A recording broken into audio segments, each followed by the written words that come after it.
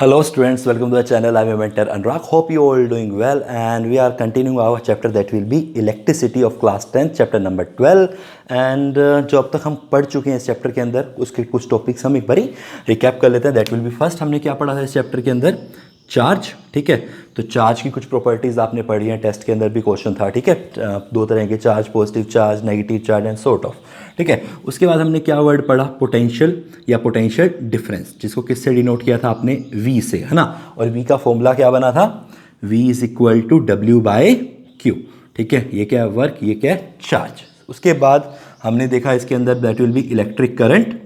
Electric current. ठीक है, electric current को किससे डिनोट किया आपने? I, जिसका फॉर्मूला आपने क्या बनाया? I is equal to Q by T, rate of flow of charge. ठीक है, और जिसकी यूनिट क्या थी?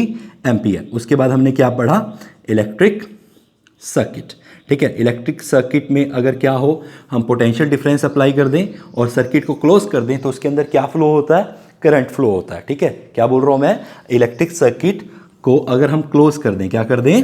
क्लोज कर दें और उसको क्या प्रोवाइड कर दें? पोटेंशियल डिफरेंस प्रोवाइड कर दें तो उसके अंदर क्या चलता है? करंट चलता है. ठीक है, तो यहीं से नेक्स्ट टॉपिक की शुरुआत होती है कि ये तो समझ आ गया कि एक क्लोज सर्किट के अंदर क्या करंट चलता है. कब चलता है? जब क्या अप्लाई करते हो आप? पोटेंशियल डिफरेंस अप्लाई करते हो. ठीक है, सपोज मैं बना के दिखाता हूँ क्या किया कि मेरे पास ये लोड है. लोड को किससे डिनोट कर लेते हैं हम? रेजिस्टेंस से. ठीक है, और यहाँ पर लगा दिया एक एमीटर, यहाँ लगा दी एक बैटरी जिसको क्या बोलेंगे? Potential difference. और यहाँ पर एक स्विच. ठीक है, इस स्विच को अगर मैं क्लोज कर दूँ, ये प्लस हो गया, ये नेगेटिव हो गया, और यहाँ पर एक वोल्ट मीटर लगा देता हूँ. नाइस. वोल्ट मीटर कैसे लगता है? पैरेलल. एमीटर कैसे लगता है? सीरीज में. ये प्लस, दैट विल बी, ये क्या हो गया? नेगेटिव, और ये क्या हुआ? प्लस, और ये क्या हुआ? नेगेटिव. सही है. अब ये सर्किट क्या है? क्लोज है. क्लोज है तो इसके अंदर क्या फ्लो करेगा? करंट फ्लो करेगा. ठीक है, दैट इज द थिंग. इसके अंदर क्या जा रहा है? करंट, क्योंकि यहाँ से क्या मिल रहा है इसको? पोटेंशियल डिफरेंस मिल रहा है. किसको? सर्किट को. तो इस सर्किट को हम क्या बोलेंगे? Close circuit. इतनी बात तो हम कर चुके हैं अब तक. तो जो आगे का टॉपिक है ना, टॉपिक क्या है हमारा आज का? Ohm's law. क्या है? Ohm's law. तो ओम्स लॉ पोटेंशियल डिफरेंस और करंट के बीच में रिलेशन देता है, क्योंकि अब तक ये चीज क्लियर हुआ कि पोटेंशियल डिफरेंस देने से क्या चलता है? करंट चलता है. भैया कितना चलता है? कितना पोटेंशियल डिफरेंस और कितना करंट? तो इन दोनों के बीच में जो रिलेशन देगा वो कौन देगा? Ohms law. ठीक है, तो ओम्स लॉ को समझने से पहले एक ना प्रैक्टिकल सिचुएशन देखते हैं क्या होता है कि बनाया कैसे होगा ये. सपोज मेरे पास एक ना एक टैंक यहाँ पर है, एक टैंक यहाँ पे है. इन दोनों टैंक में पानी फिल कर दिया. ठीक है, सपोज इस टैंक में पानी कम है और ऊपर वाले टैंक में पानी ज़्यादा है. इन दोनों के बीच में एक पाइप कनेक्शन है. सही है. ओके, इसके बाद क्या किया? इसी टैंक को ज़्यादा हाइट पे ले गया. कहाँ ले गया? ज़्यादा हाइट पे. ये हाइट 2 है इसकी और ये हाइट 1 थी इसकी. ठीक है, ओके. ग्राउंड से इसकी हाइट कम है और इसकी हाइट क्या है? ज़्यादा. सेम इसका पानी का कनेक्शन भी कहाँ आ रहा है? इसी के बीच में आ रहा है. ठीक है, ये केस 1 था, ये केस 2 था. अब आप खुद बताओ कि पानी तेज कहाँ पे आएगा? फास्ट. फ्लो ज़्यादा कहाँ पे होगा पानी का?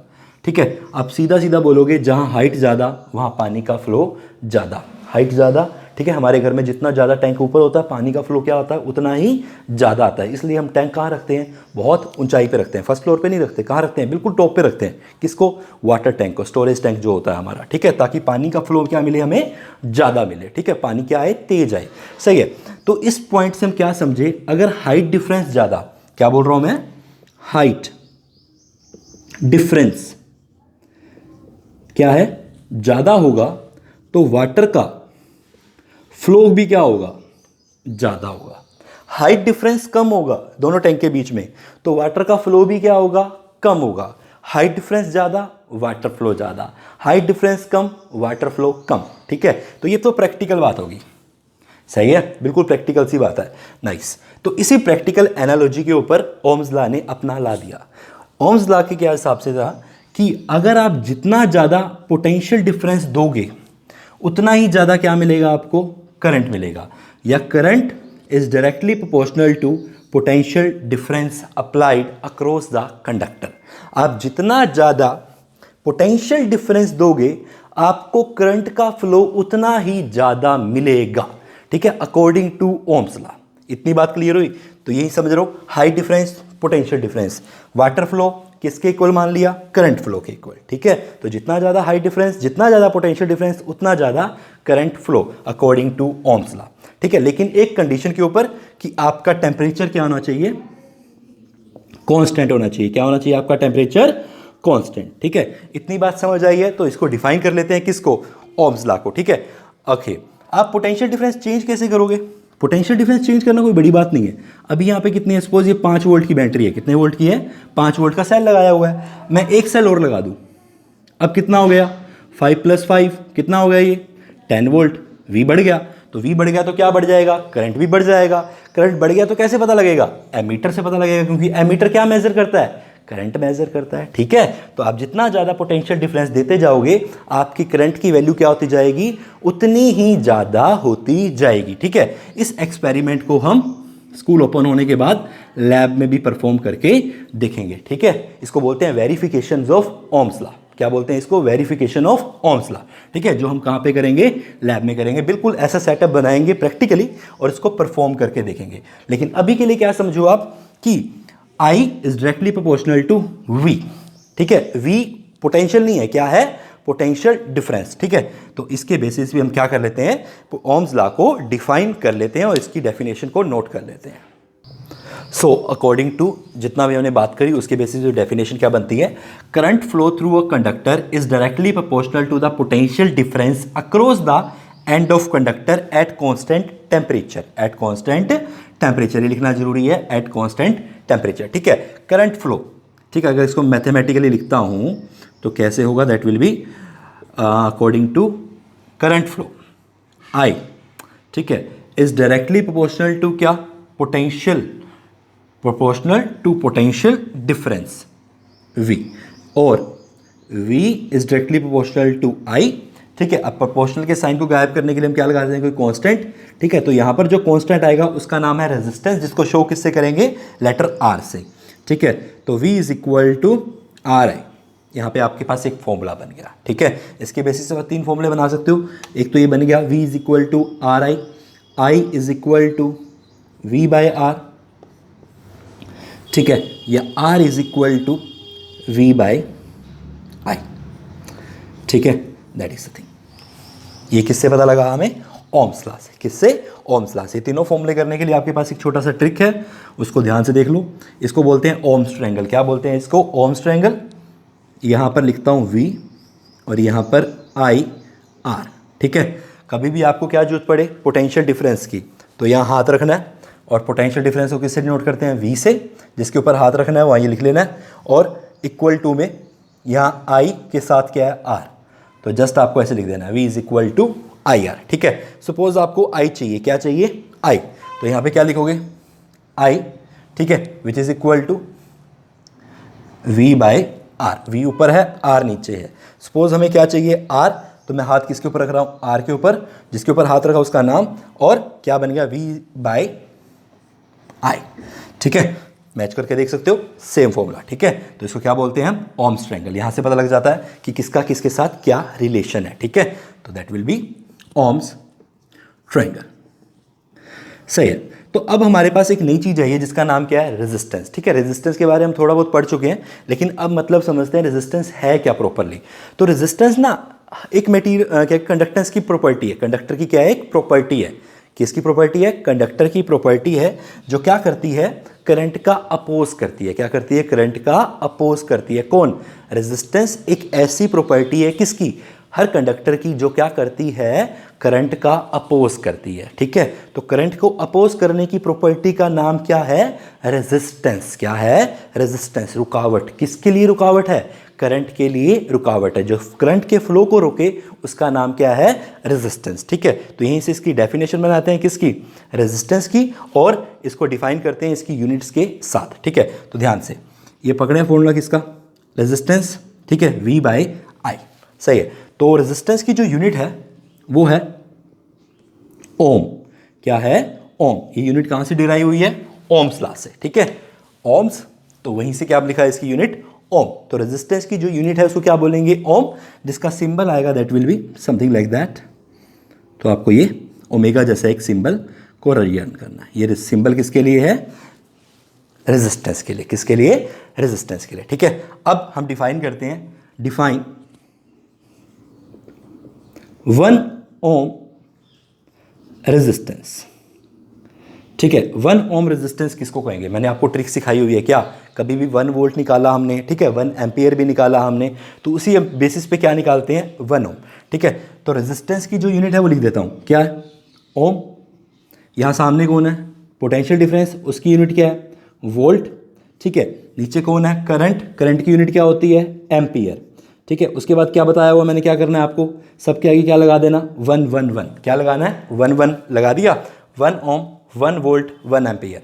तो अब 1 ओम रेजिस्टेंस क्या है कि 1 ओम रेजिस्टेंस वो रेजिस्टेंस है जो 1 एम्पियर करंट को ही जाने देगा। कब? जब हम क्या देंगे? 1 वोल्ट पोटेंशियल डिफरेंस देंगे। दोबारा सुनो, 1 ओम वो रेजिस्टेंस है जो सिर्फ 1 एम्पियर करंट को जाने देगा जब हम 1 वोल्ट पोटेंशियल डिफरेंस अप्लाई करेंगे across the end of conductor. ठीक है, तो 1 ohm is that value of resistance which allow only 1 ampere current to flow through conductor when 1 volt potential difference across the conductor। ठीक है, तो ये क्या कर सकते हो आप? इससे 1 ohm को डिफाइन कर सकते हो। इतना नोट करो, इसके बाद मैं रेजिस्टेंस के बारे में थोड़ा सा और डिस्कस अच्छे से करते हैं। सो इसी बेसिस के ऊपर हम बोल सकते हैं कि जैसे 1 ohm, 1 वोल्ट, 1 एम्पियर, ये सिंबल की फॉर्म में हो गया। ठीक है, ये किसका सिंबल हो गया? आपका रेजिस्टेंस का, वोल्ट का, एम्पियर का, सबके आगे क्या लगा रखा है? 1 1 1। ठीक है, 1 ओम, 1 वोल्ट, 1 एम्पियर। तो resistance of a conductor is said to be 1 ohm if, कब? When ampere of current flow when potential difference across the end is 1 volt. ठीक है, जब 1 वोल्ट आपने पोटेंशियल दिया हो, पोटेंशियल डिफरेंस दिया हो और करंट कितना चले? 1 एम्पियर, तो उस रेजिस्टेंस का नाम क्या है? 1 ओम रेजिस्टेंस। ठीक है, तो अब तक ये बात क्लियर होगी होगी कि रेजिस्टेंस क्या बोलेंगे और रेजिस्टेंस का काम क्या है? करंट को अपोज करना। ठीक है, उसका सिंबल क्या है? उसकी यूनिट क्या है? ओम उसकी यूनिट है और ये इसका क्या हो गया? सिंबल। ठीक है, जैसे वी किसका सिंबल है? पोटेंशियल डिफरेंस की यूनिट का, वोल्ट का, एम्पियर का ए। ठीक है, कूलम। सही है, नाइस। तो इस बात को आप समझ सकते हो आराम से। उसके बाद बात करते हैं कि graphical representation of Ohm's law. किसकी? ग्राफिकल रिप्रेजेंटेशन किसका? ओम्स लॉ का। ठीक है, विच इज क्वाइट इंपॉर्टेंट। एक ग्राफ के ऊपर क्वेश्चन आने के पूरे चांसेस होते हैं। ठीक है, तो ग्राफ हमें बनाना आता है। एक एक्स एक्सिस होती है, क्या होती है? Y axis. ठीक है, यहाँ पे क्या लिया? वी। यहाँ पे क्या लिया? आई। ठीक है, और हमें ये पता है वी इज इक्वल टू क्या है? I R. आर तो क्या है? कॉन्स्टेंट। तो जितना v बढ़ेगा उतना i बढ़ेगा। तो दोनों में कैसा रिलेशन है? लीनियर रिलेशन है, क्योंकि दोनों की पावर देखो क्या है? 1 है ना। ठीक है, तो लीनियर इक्वेशन को जब हम ग्राफ पे रिप्रेजेंट करते हैं तो लाइन कैसी आती है? Straight line. कैसी लाइन आती है? Straight line. ठीक है, और ये क्या है? बिल्कुल स्ट्रेट जा रही है। क्या डिफाइन कर रही है? जितना v बढ़ रहा है उतना i बढ़ रहा है, जितना v बढ़ रहा है उतना i बढ़ रहा है। ठीक है, तो ये क्या है? V I graph. कौन सा? That will be V I graph. ठीक है, तो वी आई ग्राफ से हमें क्या डाटा निकालना होता है? स्लोप। क्या निकालना होता है? स्लोप। तो आपके पास क्वेश्चन ये आता है कि slope of V I graph. क्या लिखा आता है? Slope of V I graph. ठीक है, याद करो हमने इक्वेशन ऑफ मोशन में क्या किया था? फर्स्ट इक्वेशन से क्या निकालते, कैसे निकालते थे? बोलते थे ना स्लोप ऑफ कौन सा ग्राफ? VT graph. क्या बोलते थे? Slope of VT graph. फिर क्या निकालते थे हम? Perpendicular by base. क्या निकालते थे? Perpendicular by base. यहाँ भी यही करना है। ठीक है, कैसे? ध्यान से, ये कौन सा ग्राफ है? पहले तो वी आई ग्राफ। अब इसका क्या निकालने वाले हैं हम? स्लोप। क्या निकाल रहे हैं? स्लोप। ध्यान से, बिल्कुल वैसा ही है, कुछ भी नहीं है। आई की जगह सिर्फ टी की जगह सिर्फ क्या आ गया? आई आ गया। सही है, अब मुझे स्लोप निकालना है तो क्या बनानी पड़ेगी? एक ट्रायंगल बना ली। ठीक है, यहाँ पे क्या ले लेता हूँ? कुछ भी एंगल, सपोज कोई भी एंगल है थीटा। यहाँ पे एंगल कितना हो गया? 90। ये क्या बन गया? बेस। ये क्या हो गया? परपेंडिकुलर। ठीक है, ये क्या हो गया? 90 के सामने वाला हाइपोटेन्यूज। और आपको क्या बताया हुआ? स्लोप क्या होता है? ठीक है, अब तो 10th क्लास में हो गया, अब तो थोड़ा पता भी लग जाएगा ये क्यों होता था। ठीक है, वैसे स्लोप क्या होता है? टेंजेंट होता है। टेंजेंट अभी नहीं पता तो ये मान के चलो कि स्लोप क्या होता है? ट्रायंगल का परपेंडिकुलर बाय बेस। क्या होता है? Perpendicular by base. ठीक है, तो यहाँ पर परपेंडिकुलर देखूँ तो किसके बराबर है? v। क्या है ये? v। और बेस किसके बराबर है? i। किसके है? i। तो बेस क्या डिफाइन कर रहा है? i को, और परपेंडिकुलर क्या डिफाइन कर रहा है? v को। ठीक है, तो यहाँ पे क्या आ जाएगा? v और यहाँ पे क्या आ जाएगा? i। अब v बाय आई किसका फॉर्मूला है? ट्रायंगल में जाता हूँ। ठीक है, v बाय आई किसका फॉर्मूला है, r का। तो slope of V I graph हमें क्या बताता है, रेजिस्टेंस। क्या बताता है, रेजिस्टेंस। ठीक है, तो क्वेश्चन बहुत बार ये आ जाता है, what is the slope of V I graph. तो slope of V I graph क्या है, रेजिस्टेंस है। क्या है, रेजिस्टेंस। ठीक है, ध्यान से दोबारा बता रहा हूं, slope of V I graph. तो सबसे पहले क्या बनाया, ग्राफ बनाया। वाई एक्सिस की जगह क्या लिखा, वी। ठीक है, ये कौन सी एक्सिस है, वाई। वहां पे क्या लिखा, वी फॉर पोटेंशियल डिफरेंस। ठीक है, बेस एक्स एक्सिस। ठीक है, यहां पे क्या लिखा, करंट आई। सही है। उसके बाद 9th क्लास वाला सिचुएशन ली कि स्लोप को क्या बोलते हैं, परपेंडिकुलर बाय बेस। क्या बोलते हैं, परपेंडिकुलर बाय बेस। फिर मैंने क्या कर दिया, एक ट्रायंगल बना ली। ठीक है, इमेजिनरी ट्रायंगल है। यहाँ पर क्या बन गया 90, यहाँ पे क्या बन गया थीटा। ठीक है, ये क्या डिफाइन करेगा, रेक्टेंगल के आमने सामने वाली साइड क्या होती है, इक्वल। अगर ये वी है तो ये भी क्या है, वी। और ये क्या हो गया, आई। ठीक है, तो बेस किसको डिफाइन कर रहा है, करंट की वैल्यू को। और परपेंडिकुलर किसको डिफाइन कर रहा है, पोटेंशियल डिफरेंस को। ठीक है, तो परपेंडिकुलर की जगह क्या लिख लिया, पोटेंशियल डिफरेंस। और बेस की जगह क्या आ गया मेरा, करंट। ठीक है, जिसको आई से नोट किया। और वी बाय आई किसका फॉर्मूला होता है, 2 मिनट पहले ही किया है। ठीक है, नहीं पता तो ओम्स ट्रायंगल की हेल्प से वी बाय आई किसका फॉर्मूला है, रेजिस्टेंस का। ठीक है, तो दैट इज द थिंग। तो आपसे यही क्वेश्चन पूछा जाएगा, what will slope of V I graph. तो आप क्या आंसर दोगे, रेजिस्टेंस। क्या दोगे, रेजिस्टेंस। ठीक है, लास्ट ईयर ऐसा ही क्वेश्चन आया था, लेकिन थोड़ी सी ट्रिक खेल दी। क्या ट्रिक खेली उन्होंने, वहां पर वी आई ग्राफ की जगह उन्होंने लिख दिया आई वी ग्राफ। क्या लिख दिया, आई वी ग्राफ। ध्यान से समझना इस चीज को। ठीक है, क्वेश्चन बेसिकली क्या आता है, वी आई ग्राफ, लेकिन थोड़ा सा पलटी मार के आ गया लास्ट ईयर में, क्या, आई वी ग्राफ। ठीक है, अब आई वी ग्राफ में क्या चक्कर था, अगर वी आई ग्राफ हमने लिखा था तो वी की जगह वी कहाँ लिया था, वाई एक्सिस पे। ठीक है, लेकिन अब क्या बोल रहा है, आई वी ग्राफ। कौन सा ग्राफ, आई वी ग्राफ। तो वाई एक्सिस की जगह आप क्या ले लो, आई, और यहां पे क्या ले लो, वी। तो ये कौन सा ग्राफ बन गया, आई वी ग्राफ। सिंपल, रिलेशन तो अभी वही है, दोनों के बीच में लीनियर रिलेशन है, तो ग्राफ कैसा आएगा, लीनियर ही आएगा, उसमें कोई फर्क नहीं आने वाला। ठीक है, तो अब ये बताना है कि slope of I V graph क्या बताता है। स्लोप ऑफ, दोनों क्वेश्चन में फर्क है, ये आई वी है और वो कौन सा था, वी आई ग्राफ। ठीक है, तो ये कौन सा ग्राफ हुआ, आई वी ग्राफ। तो अब क्वेश्चन क्या सेट होगा, what does slope of I V graph show. ठीक है, तो उसके लिए वही काम करेंगे। क्या करेंगे, सबसे पहले एक ट्रायंगल बनाएंगे। ट्रायंगल बनाएंगे यहाँ पर 90 का, यहाँ पे कोई भी एंगल। ठीक है, तो जिसके ऊपर 2 एंगल होते हैं उसको क्या बोलते हो, बेस। ये क्या हो गया, परपेंडिकुलर, 90 के सामने वाला हाइपोटेन्यूज। और स्लोप क्या होता है, परपेंडिकुलर बाय बेस। ठीक है, ये क्या है, वाई एक्सिस, तो ये भी क्या आएगा, वही। तो परपेंडिकुलर यहाँ क्या शो करेगा, करंट। बेस यहाँ क्या शो करेगा, पोटेंशियल डिफरेंस। तो यहाँ पे क्या आ जाएगा, आई बाय वी। क्या आ जाएगा, आई बाय वी। क्या आएगा, आई बाय वी। और अभी पता लगा वी बाय आई क्या होता है, आर होता है। तो आई बाय वी क्या होगा, I by V 1 by R. ठीक है, तो स्लोप ऑफ कौन सा graph, I V graph. I V graph show 1 by R. ठीक है, या शो नहीं, इक्वल लिख सकते हो, equal to I by R. ठीक है, तो रेजिस्टेंस का उल्टा, रेजिस्टेंस का उल्टा। और वी आई ग्राफ क्या शो करता है, resistance. Slope of I V graph क्या शो करेगा, 1 अपॉन रेजिस्टेंस। ठीक है, अगर वी आई आए तो क्या लिखोगे, स्लोप, रेजिस्टेंस। अगर आई वी बोल दे तो क्या लिखोगे, 1 बाय आर, या रेसिप्रोकल ऑफ रेजिस्टेंस। क्या लिख दोगे, रेसिप्रोकल ऑफ रेजिस्टेंस। ठीक है, इतनी बात को ध्यान से लिख लेना 2 बारी। ठीक है, और जितनी बार एक्सप्लेन कर लिया, इससे ऊपर कुछ नहीं हो सकता। ठीक है, तो ध्यान से जो मैंने चीजें बताई हैं इसको अच्छे से डिफाइन करो, लिखो।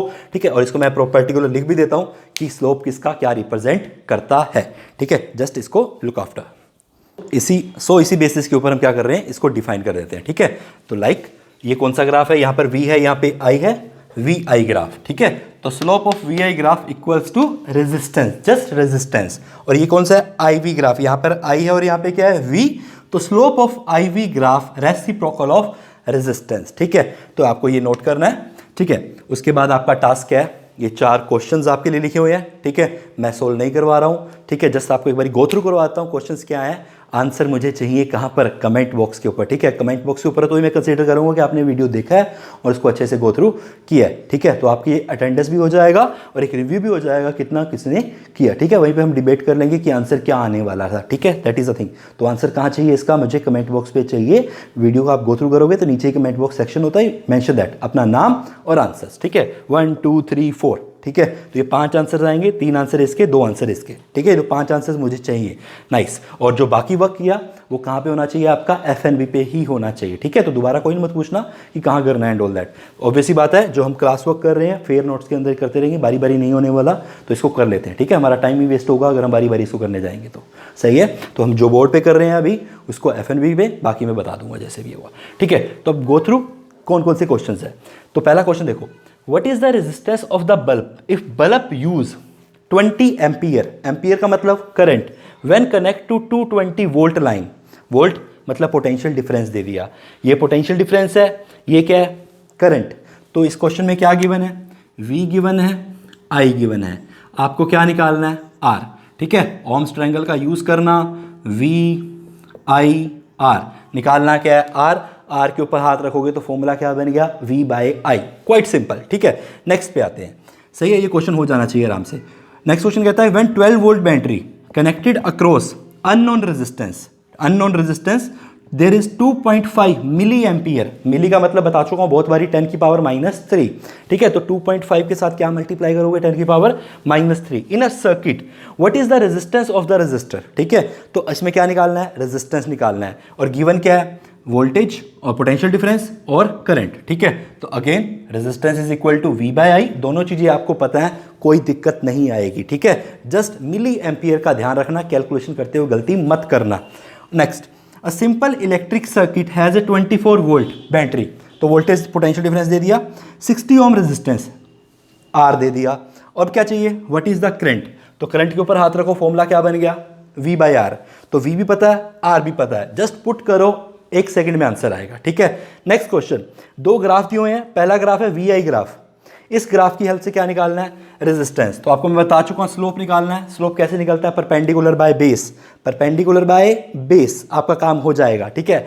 इस क्वेश्चन में I/V, IV ग्राफ है, कौन सा ग्राफ है, IV ग्राफ। तो IV ग्राफ से क्या निकलता है, 1/R निकलता है। तो जो भी आंसर आए बाद में उसका क्या कर देना, रेसिप्रोकल कर देना, रेजिस्टेंस की वैल्यू आ जाएगी, ठीक है। तो ये मुझे 5 आंसर्स, ठीक है, 4 क्वेश्चंस के चाहिए, कहां पर, कमेंट बॉक्स से। जैसे वीडियो गो थ्रू करते हो इसके आंसर वहीं मेंशन कर डालो अपना नाम लिख के, दैट इज द थिंग, ठीक है। तो ध्यान से हो जाना चाहिए ये काम, होप फंडा क्लियर होगा। Still doubt you can comment in a comment box and कोई भी इशू नहीं है, ठीक है। And one more request, please like the video and subscribe the channel and follow this.